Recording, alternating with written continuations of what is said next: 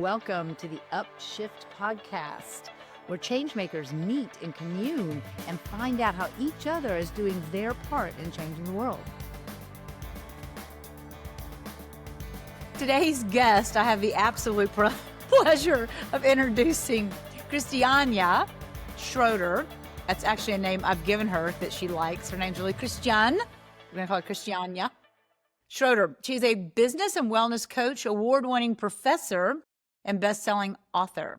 She created Petite Practice to help professionals achieve success through small bites, all right, small steps. She has the #1 podcast, Happy, Healthy, Hustle. And she just wrote a book, Discover Your Superpower, which includes an exclusive podcast episodes. Christiania, welcome to the show. And listeners, I'm going to tell you why we're already giggling in a minute, but welcome to the show. Yep. So, listeners, you better watch this because we planned this out from the beginning, and we are completely putting the whole show into the listen with your heart spin. So I'm really excited to be here. Thank you so much for having me. Absolutely. So just so you know, I have some pre-calls with my guests before they come on, just to make sure they're a match. And Christiania and I got on a phone call. We ended up, she liked my earrings, these heart earrings. Told her where I got them. And lo and behold, here she is on the podcast with those heart earrings, listening from the heart. And we ended up talking about cars. Yeah, guys, we girls were talking about German cars. It was great. So what I wanted to highlight is the community that's being built by this podcast, by many podcasts, and by podcasters. Because she and I, we cross over on the podcaster world where we both are helping people. But you know what? At the end, we're just girls. We're girls having fun. And we started having fun, and we started having fun before this show, talking about things in her earrings. So we will dive into what Christiania does. She does so much.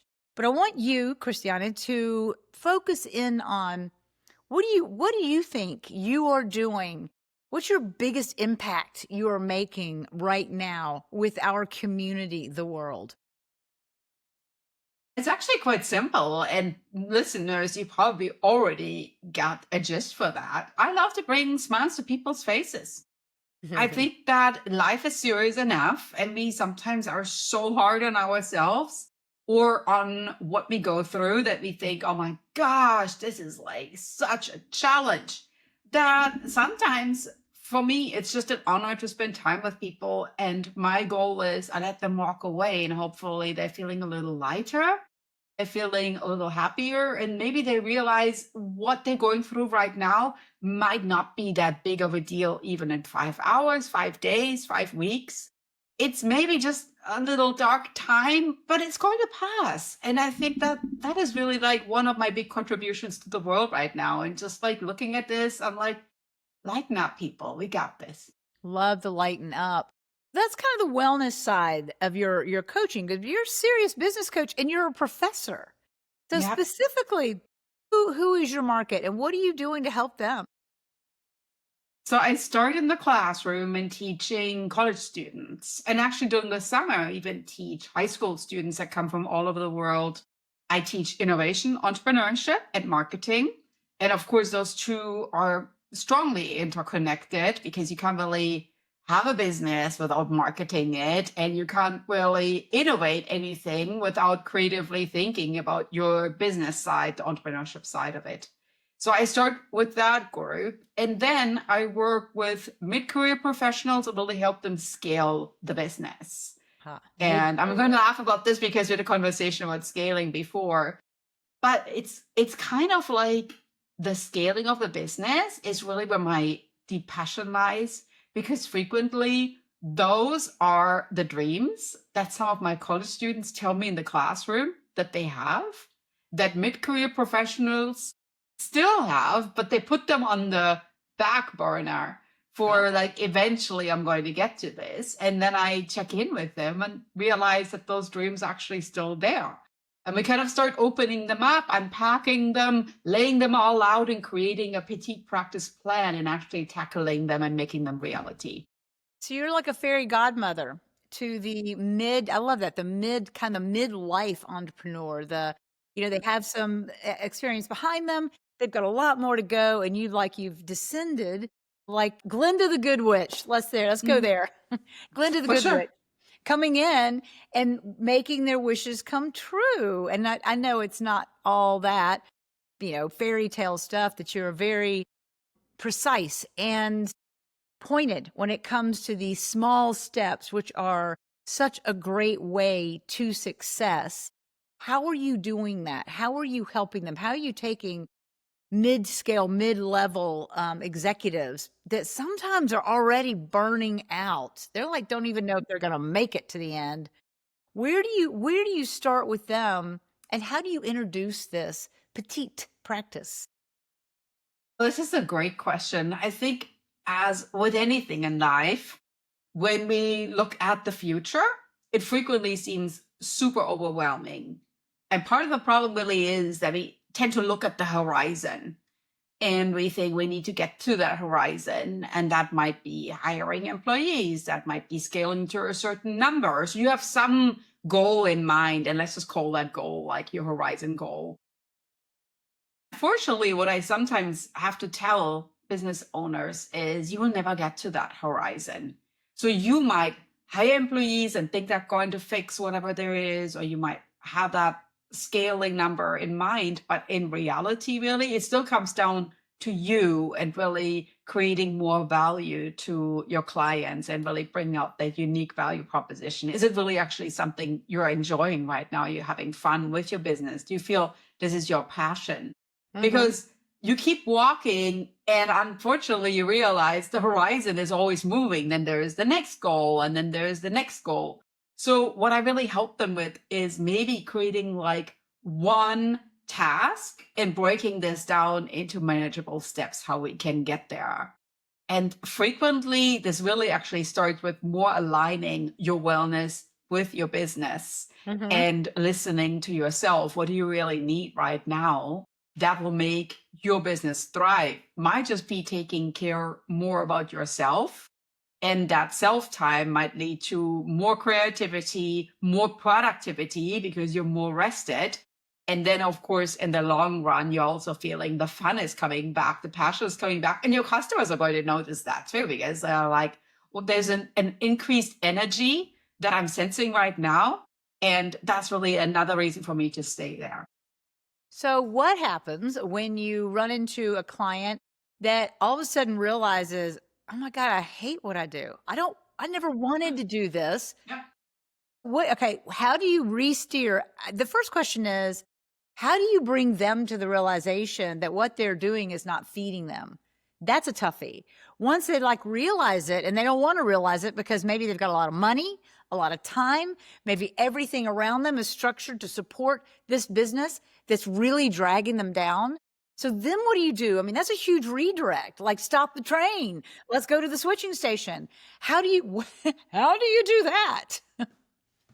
It actually happens all the time because I call it superpower.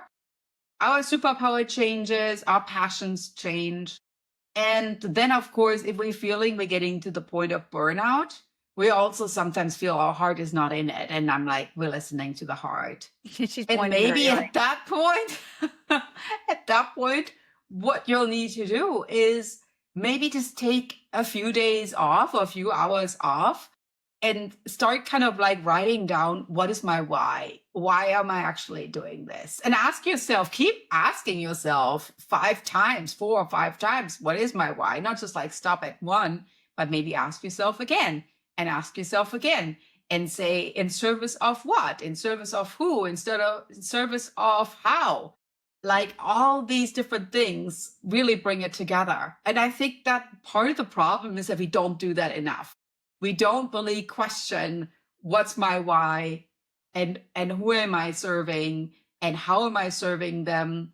And maybe if I'm in too many places at once, am I losing focus of my target market? Am I losing focus of what really was my passion when I started all this?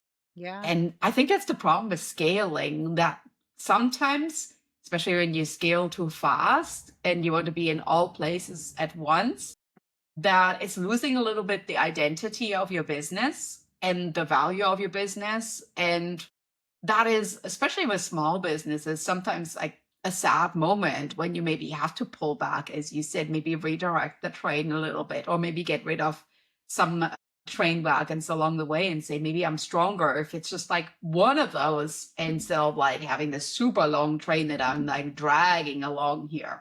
Yeah. So how do you balance? Because I'm sure you run Mhm. into when people Yep. say, I'm doing this because I need the money. And this thing that I'm involved in or this thing that I'm doing, maybe it's a job and they're getting into managerial positions. They don't like it, but it brings in the money to put the kids into school. They've got private schools, they got college, whatever.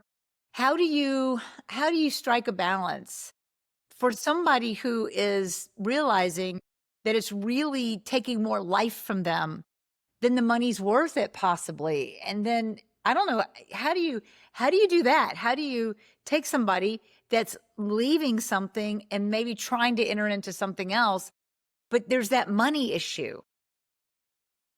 Love it, because I think we all have been there. We kind of like question it, like, why I'm actually doing this. I'm feeling like I'm like in a hamster wheel here. And then because I have a PhD in economics, I sometimes say, is that what's the cost and benefit of doing this right now? Do you feel the benefit is there compared to how much of your own self you're really burning on both sides of that candle? Yeah. I think the money question is a big one. So I kind of look at this as a little bit as like a Venn diagram, right? So you might be having the money aspect coming from this one part of your business, not enjoyable maybe right now. And then this other side of the Venn diagram is maybe something you kind of feel you could be passionate about. There could be the dream that has been sitting on the sidelines, but it's currently maybe not a moneymaker.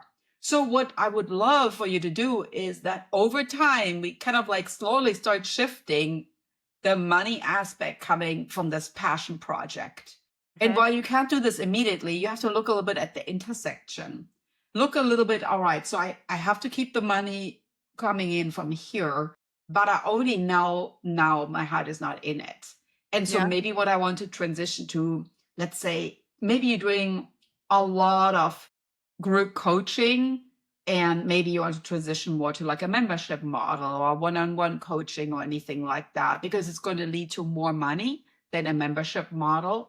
And so what you could do is you keep your membership up, Mhm. but you start your one-on-one coaching with a few clients and really iron out the kinks. Maybe it's a better version of what you want to do. And then over time, you're really reducing down the membership. And the easiest way to do this is, of course, you can increase the price of your membership over there, that people start to realize, uh-oh, maybe I will get more value out of the one-on-one coaching. And they start jumping over and you say, I only take that many clients.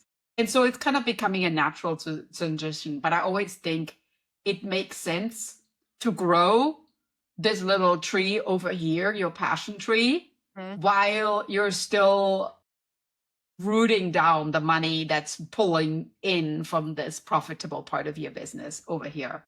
It sounds like your PhD in economics is a big help because in the holistic healing world, even the life coaching world, that part tends to be missing on that formula. It's like, yes, feel better, take your baths, take your breath, take your yoga. And then the person's like, well, wait a second. Now I'm losing income. So it sounds like you have a formula that, because your economics background, bully for you. I mean, I think that's fantastic, is bringing in the practical details that they need and that you're not going to let your clients fall into a sinkhole in between leaving a life sucking job and going into the passion project, that your petite practice is helping them get to that in a reasonable, practical, and economical way. Am I right on that? Yes, and I love how you described it this way. That transition is just the most beautiful thing, because the word practice in itself already says that you might try out some things and not all of them might actually be successful. Right. These small steps are really there for you to explore, to discover, to maybe fail, right? And feel, okay, so that was kind of a misstep, that didn't really work. But then try again. So get up and try again to keep practicing, because you're going to get better at it and you're going to become more comfortable with it. And it's going to become more like a routine or a habit, the way you feel, I can see now I can build a business out of that, because it's really just building blocks. Yeah. And I became really comfortable with transitioning from this side of my profit building business to over here, that now I'm feeling, I think I got something going there. And you already establish connections, relationships. Yeah. Let's come back to this early example of the one-on-one coaching. You could ask them for testimonials. You could say, oh, I'm starting this affiliate program. If you reach out to a few friends, then you will get a discount if you help them sign up for more one-on-one coaching with me. So you can start planting some seeds with people that work with you if you feel this is something you're passionate about. Right. Right. Courage. I hear this voice in my head going, man, but that takes courage. That I takes do. courage. That takes courage. How do you help your clients make the leap? How do you help them have courage and stay motivated? I always say, at the end of the day, think about where you are today.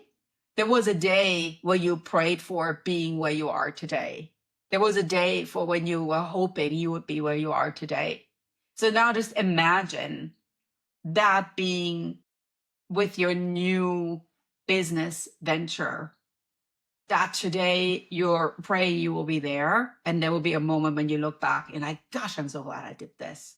So kind Vision. of visualize and Yeah. manifest really how this is going to feel.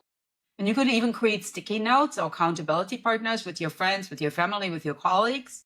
And they keep asking you about this so that that feeling when you actually made that transition, it's just going to be absolutely amazing. So you have this goal in mind, but you also have it, visually. Maybe you feel it, maybe you hear it, maybe you can even record some messages from friends and families that like kind of like cheer you on, like there. And you will need that, because I think it's not just like you telling yourself you can do it and I have the courage to do it, but you also create this whole ecosystem, your whole community around you to really like give you the high fives when you created those little wins. I love that. Two things. It's like proof of life from the other side. So it's like you're getting a peek into your new life by saying, I love this. I was over here, now I'm here where I am right now. And how, yay, let's celebrate where I am right now. I want to get over there. Proof of life. I know this exists over here because I got here from being back there. That's fantastic, because I always am curious of how people get the courage and then how they stay motivated. But I know the answer to that question because of the second thing you mentioned was community. How important is a supportive community? How important is it that you tell your clients, go grab some significant people in your life and make them your accountability coaches? How powerful has that been in your practice? Yeah, I use a 3-step approach. I call it the FAN approach, FAN, which Okay. is, I'm a firm believer in, daring say it all, of course, and like the power of words and the power of acronyms. So FAN is like a fan that propels you forward. But of course, it's also that community is like your biggest fan. So let's start with the F. It's like friends and family. You got to reach out to friends and family because they are close. There's proximity right there. And they're easy because you might see them a lot. So there's also frequency there. Your A are your acquaintances. And this could start with, people you see at the coffee shop a lot. Maybe some colleagues, you see them passing by, and you got to tell them as well what your goals are, what you're working on, what your wins are, maybe even what your failures are. Make yourself vulnerable, right? And then Yeah. the N in our FAN or fan approach is going to be your network. So those are people that you reach out maybe on social media, on LinkedIn, maybe there are some Facebook groups. You don't really know them yet, but you're building a network because guess what? It's like a big river. Those might be the stones you might need as you're going to cross the river getting to your business goal on the other side. So I use this 3-step approach because at the beginning, I always see the same thing, whether somebody wants to write a book or wants to start a podcast or wants to scale their business, always the same thing. But I just don't know anybody. It's like, yeah, right. Of course, you know I, people, I right? get, right. We are all our own island and with our own problems, and we feel very sorry for ourselves. But in reality, if we all feel this way, we can already form a group of people that feel sorry for themselves.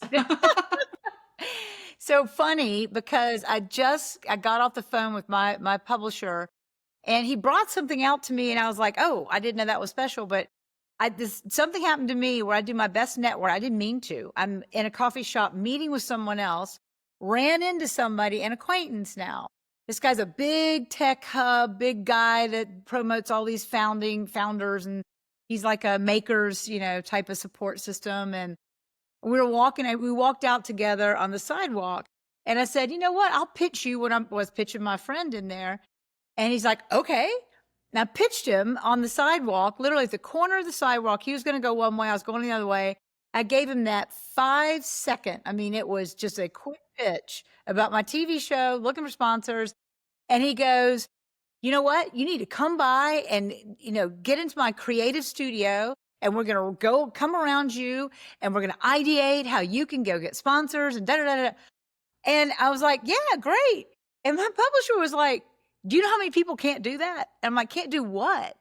And I think that people, if they knew, people generally interested, and if they knew, if they have something that they're working on, share it with that heart, right? Because now you're talking about your passion project with the heart. When you share with the heart, like, "I'm real excited about this, let me tell you about it," people tend to get attracted, right? Right?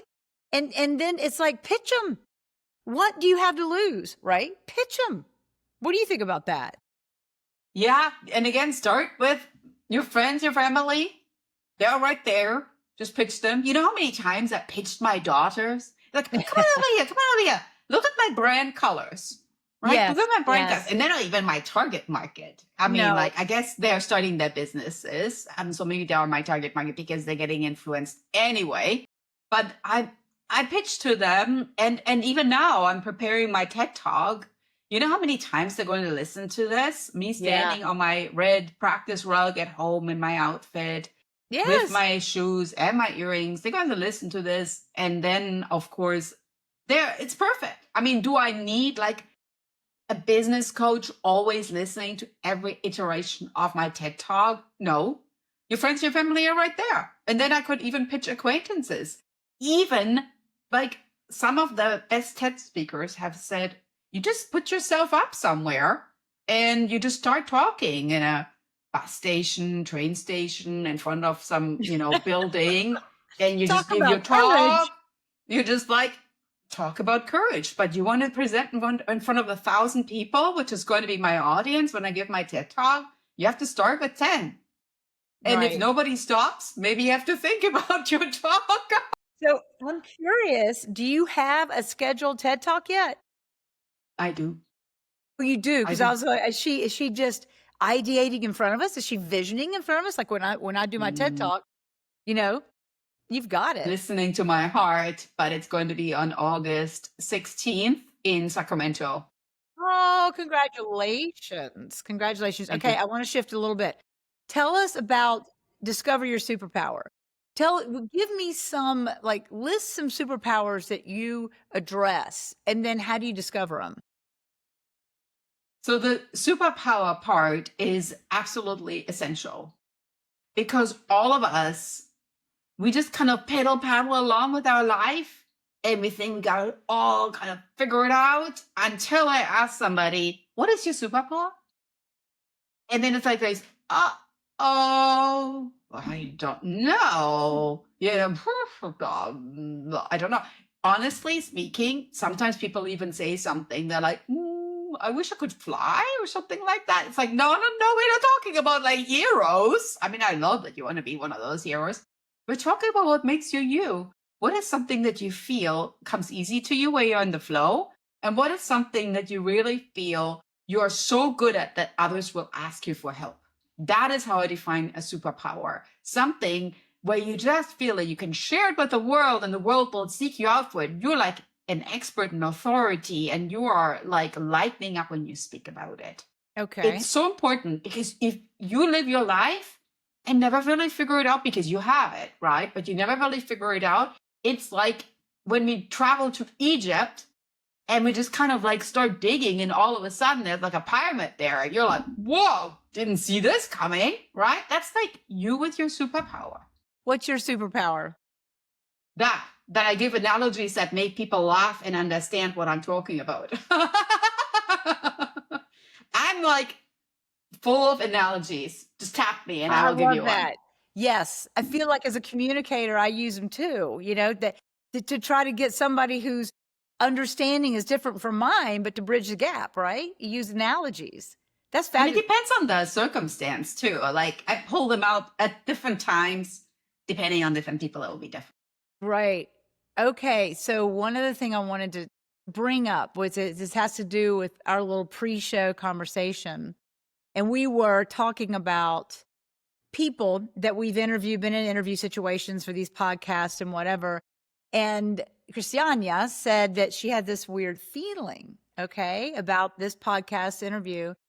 And I love that because that's the thing that I teach really is about listening to those subtle and sometimes not so subtle feelings, right? She's listening from the heart.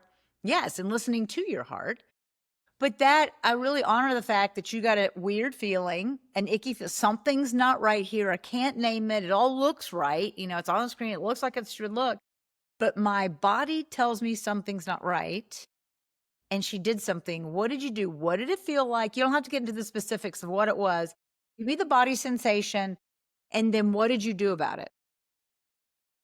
I did essentially just leave the situation. Yeah, smart. I think that sometimes you just have to say, if this is not for me, I'm just going to do like the Irish exit. I didn't even say goodbye. Can't believe you actually know what that is. The Irish exit. Like For out who of it.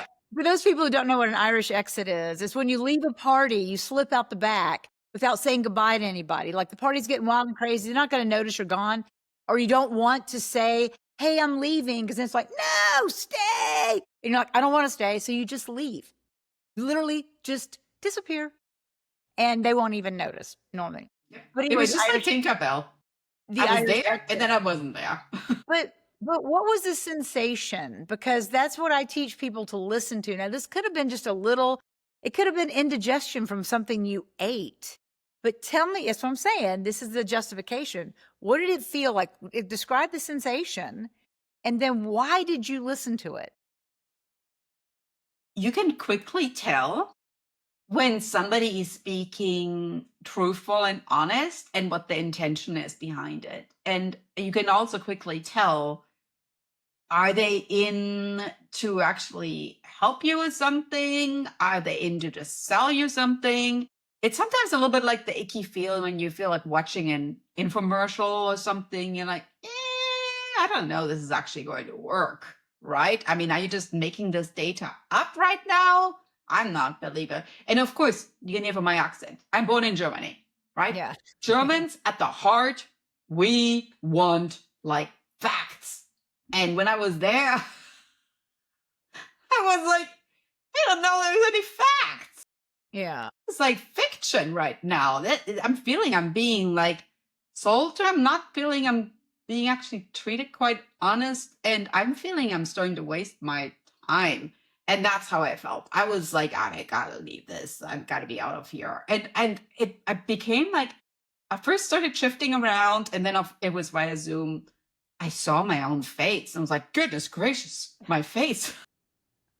You're being revealed. You couldn't hide your feelings, huh?